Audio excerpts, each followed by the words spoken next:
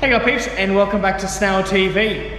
We have had, unfortunately, last 3 weeks have just been absolutely stupid with customers' cars and whatnot, and getting everything organised at the shop. We have some massive news though. Come over here and I'll show you something. So yeah, we have everything here organised for the dyno. It's in the ground. I haven't had anything on it yet. We'll be putting something on there very soon, just making everything, all the sides and everything all legit in there as well. And I really want to do some sort of bit on the sides there just to make so nothing can fall down there, that's all. So dyno's in, guys. That's a huge thing for me and Snail TV, of course. We'll go and have a look at the Supra. Come with me. Alright, so what's left on the Supra exactly? Not much at all, guys, and I'll show you some parts soon of the finished stuff. Okay, so we have got everything else done. The last episode on this thing was about the wastegate, the wastegate position and all that, and yeah, some good feedback on that and everything like that, so that's good. Look, that's all done. The only thing we do have left is the rest of the exhaust. So we come down here, and the exhaust is cut off right here at the back, and we have to just extend to the rest of the rear, that's all. So that's what we're going to be doing on this episode of just finishing the rest of the exhaust off. Yeah, I can't wait. It's what it is. So after this, guys, is the FuelTech ECU, and that's about it. So there's one more other thing though I will show you over there right now. So come and have a look at some parts. Alright guys, so we have all the parts laid out on the bench. Everything has just come in the last week or so. Just have, as I said, all off of the builds, and all the customer stuff is all funding all the rest of the Supra and all the projects. I've got more stuff happening on the go-kart as well, so that's awesome as well. But look, let's start up with the first one, tuning wise for the dyno, and like just between software and stuff like that, and getting everything all organised. I just purchased myself a LM2 Innovate with the exhaust bung and sensors and all that for when the cars are on the dyno, so then we can calibrate everything all 100%.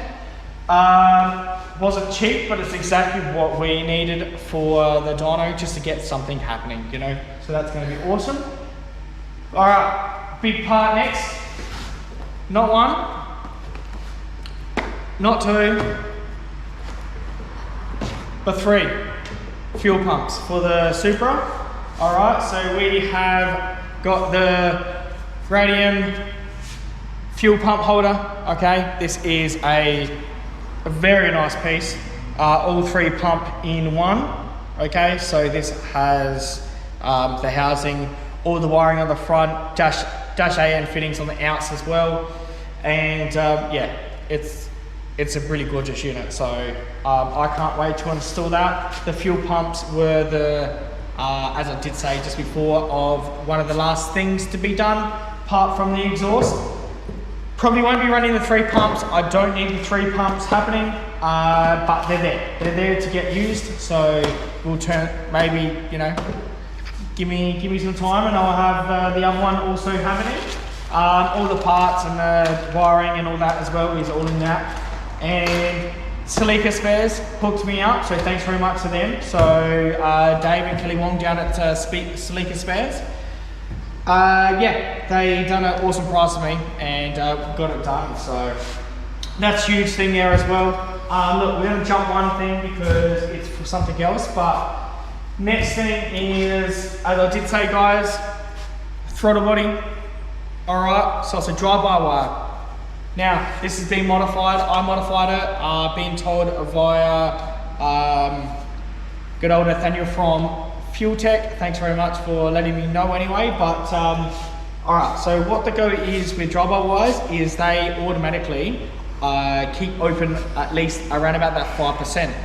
Okay, so you can always see a ring around it. This one had been modified. It's when it gets closed. It's been drilled and honed out, and then now when it closes, it actually is literally just, well, you'd almost say 99% closed, because there's always going to be some sort of air gap around there. and that's what I need for the exhaust. So then it is actually an exhaust cutout. We're gonna see how this goes, guys. All right, so I'm pretty confident it's all gonna work, and I'm pretty confident, yeah, everything's all ready to go, but it's wicked. So we've got that, we've got the pipe, we've got the V-bands, we've got the 40mm pipe, we've got the 40mm V-band. That's for the pipe to go around it. So that's what my exhaust is going to normally run, a 40mm pipe. It's gonna sound absolutely like arse when it is just driving normal until it opens up and yeah, and opens up a 4-inch exhaust. All right, that's all well and sweet, guys. So super parts all there. The last part and piece obviously is going to be the fuel tech. Look, back and forth with what I'm gonna do, and because the brand new fuel techs aren't actually ready yet until later this year. So we'll probably be running a 600 just so then we can control everything and then plug it in when we get the new one. Anyway, that's a little bit later date. Very, very soon though, guys, very, very soon. I really want to get these smashed out hopefully tonight, just to get these up and just in there. Big one though, guys, is I was sick and tired of my battery for the high booster, guys, the booster cycle, the turbocharged booster. I was really sick and tired of the battery wise. We have absolutely gone all out, guys, and actually got a lithium ion P10S lithium battery for the booster. This thing has 720 cranking amps, which is more than a car, okay? Look, the battery that's in there now, I think has 200, okay? So you can see what's exactly gonna happen. It's gonna crank over really, really fast, which is exactly what you need for aftermarket ECUs and also just for starting.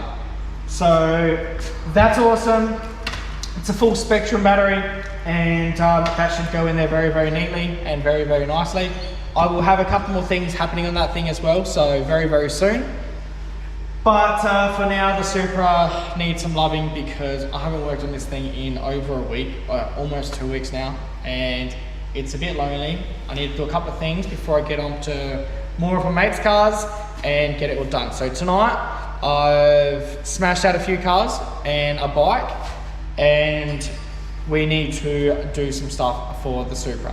All right, guys, hope you can hear me properly. I have the air conditioner on, and she's a little bit warm today. Now listen, I did get the exhaust done.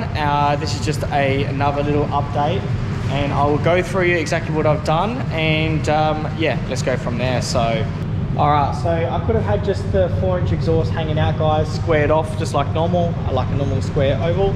Now look, I don't like that as such because a 4-inch exhaust from the back looks absolutely massive, hence why I've cut it down on an angle. You're not going to hit it, not going to cut yourself on it and that sort of stuff. I do look at that sort of stuff as well. Now look, we've got a 4-inch exhaust, and as you can see, it's going down nicely, and we come up here. All right, so as you can see, now this is the drive-by wire here, and this is the bypass of the 40mm pipe. All right, both V-band, guys. All right, as you can see. Now look, this is how it works, is when we drive normally, it'll always go, and this will always come past here. All right, so 40mm at all times, okay? And then coming to the exhaust, drive-by wire. All right, it's not gonna be set up as a drive-by wire, so it ain't gonna be like, you know, always changing. So it's either gonna be opened or closed. The only thing I do like about the drive-by wire, guys, what I was saying is we do have a reference. So there is, because there is a TPS sensor inside of them, that can be, that's more good information for the ECU. We can do those sort of parameters as, so, you know, if this is not open, we don't make boost, that sort of stuff. It's just info that the ECU can see, and look, I like the exhaust cutouts and whatnot, don't get me wrong, but I really want to try it this way. I haven't seen anyone use these as well, but I'm pretty confident they'll work, no worries. I have put a lot of heat into it. You can see me, I've welded straight to it. I've gotten this thing, you know, obviously melting, and the actual housing itself, the gears inside, everything there actually no problems at all. So really happy with that, how everything's come up. Look, there is a washer inside, an O-ring as such inside that actually didn't even melt. It didn't even get hot. Like, so the actual housing was hot. Like, you can't touch it, but nothing else happened. Really happy with how it's all come up, and hence why I think that it's going to work. But yeah, so as I said about the reason why I'm using the dry barbed wire is because it does have an inbuilt TPS, and we can control it so many things. We can have different settings, you know, something like 25%, 50%, 100%, that sort of stuff. But theoretically, it's always going to be at 100% or 0, that sort of thing, and we'll be using it like that. But yeah, everything else has all come up really well, guys. As you can see, it's actually welded straight on the actual housing, not through the bolt holes where it was. Okay, so to melt that plate, that's how hot I've gotten. All right, so you can see it is aluminium TIGs the whole way through. Okay, and you can hear it's alloy, and I'm absolutely, I love it. I love it how it's all come up. I'm bracing up top here. I've just gone with the old, where the old bracket was. I've made up an alley one. I should have painted it, but I didn't, and an M6 straight through the exhaust there, and that holds it, no worries. So everything's all solid mounted, guys. All right, and the clearance wires, everything is all good. So we've got gaps everywhere, which is awesome. Okay, everything's clearing nicely, and I'm really happy. The little dump pipe for the wastegates there, you guys seen that on the previous episode. All right, guys, so exhaust on the Supra is 100% done. Absolutely, I'm so excited that underneath the car is done. It looks absolutely gorgeous. There's nothing else I need to do underneath. That's hence why I need to get it off the ground, off the hoist, because it is 100% done. Look, I have put the 3-bang fuel pump in. That's actually in there, not yet wired. I do actually have to wire the pumps now. So I'm gonna get some relays and get them all done in board. And apart from that, guys, everything is looking really good. As I did say about the fuel tech, doing just an FT600 just for now. That's gonna be okay. I'm pretty sure that should be fine, no worries. And also, yeah, just a couple tiny little bits and pieces here and there. It's all pretty much well and truly all done. It's really now just the ECU. So, and you know, a few days of wiring pretty much. I just got its new steering wheel. So have a look at this bad boy. All right, so it's an actual Supra steering wheel. These things are rare as hell. In really good condition as well. And I have some paddle shifts coming for it. As I said, we are going to be paddle shifting this for this steering wheel. We'll paddle shifting for the Supra, so that's going to be mental. But we are at the moment up to a stage where we can take it off the hoist and just let it set for a week or two, just so that I can get other things done.